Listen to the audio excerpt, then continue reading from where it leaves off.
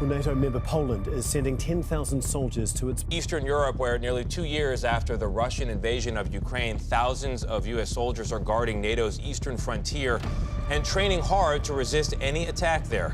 World War III. Ito ang isa sa mga kinatatakutan na pangyayari na maaring mangyari anytime.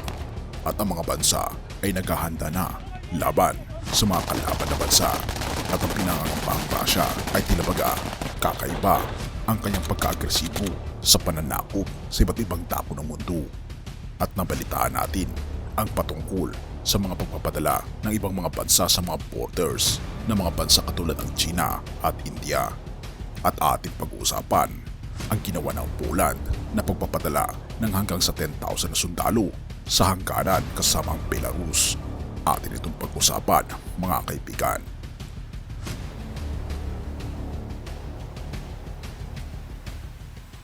Siya nga pala mga kaibigan, kung nais nyo mag-donate sa ating channel, ay hinihikayat kita na sumali sa ating membership club na kung saan mabe-benefit ka sa mga private chats, badges, gayon din makakatanggap ka ng ating free ebook na Steps to Christ. Ito ang isa sa mga pinakasikat na anti-stress na libro sa buong mundo ngayon. Salamat kaibigan sa inyong pagsuporta sa pag-join sa ating membership. At balik tayo sa ating topiko. Ang Poland ay nagpadala ng hanggang sa 10,000 na sundalo sa hangganan kasama ang Belarus. Nagpahayag ang Poland ng mga pag-aalala tungkol sa lugar ng hangganan o tinatawag itong border dahil masusumpungan dito ang lugar ng Russia.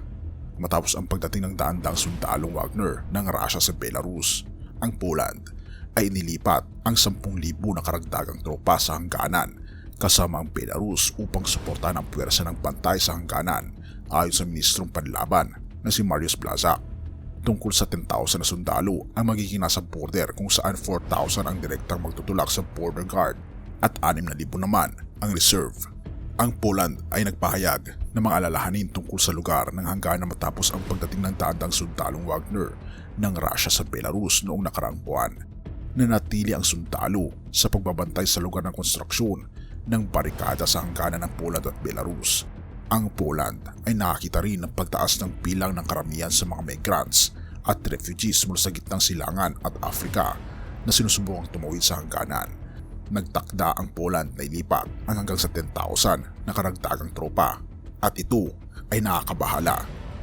Lalong nag-aalala ang Poland patungkol sa lugar ng hangganan matapos ang pagdating ng daang-daang puwersa ng Russia dahil makikita natin mga kaibigan na ang Poland ay kasapi sa NATO na kaanib ng ilang mga bansa sa Europa, ganun na rin ng United States of America, Canada at United Kingdom. At napakahalaga ng lugar ng Poland upang limitahan ang paglabas ng puwersa ng Russia patungo sa iba't ibang lugar ng Europa. At kung ating makikita, napakatindi na mga pangyayari ngayon na ang Russian President na si Vladimir Putin ay ginagawa niya ang lahat ng kanyang gagawin upang sa ganun ay masakop ng buong puwersa at talunin ang NATO. Ngunit ito ang binabanggit ng malalakasulatan. Mga Gawa 16 verse 31, sumagot sila, sumampalataya ka sa Panginoong Hesus at maliligtas ka at ang iyong pamilya. Kaibigan, anuman ang nangyayari ngayon sa ating mundo, lagi nating tatandaan na tayo sumampalataya sa ating Panginoong Hesus lamang at siya ang magliligtas sa atin. Purihin ang ating Panginoong Diyos at salamat kaibigan sa iyong panonood. Tayo manalangin. Ama naming banal, mga Panginoon naming Diyos, kami po'y lubos na nagpapasalamat sa inyo pong pagmamahal sa amin. Nakikita po namin, Panginoon, ang matitinding mga puwersa at tensyon sa pagitan ng mga bansa. Ngunit kami po'y nagpapasalamat dahil mayroon pong Panginoon Jesucristo na siyang tunay na magbibigay sa amin ng kaligtasan. Tulungan kami, Panginoon, at iligtas ang iyong bayan. Gabayan kami at bigyan ng mapayapang pag-iisip at puso. Salamat po, Panginoon, at patawarin po kami sa lahat ng aming pagkukulang at pagkakasala sapagkat kami sa matiling sa matamis na pangalan ng aming Panginoon Hesus. Amen.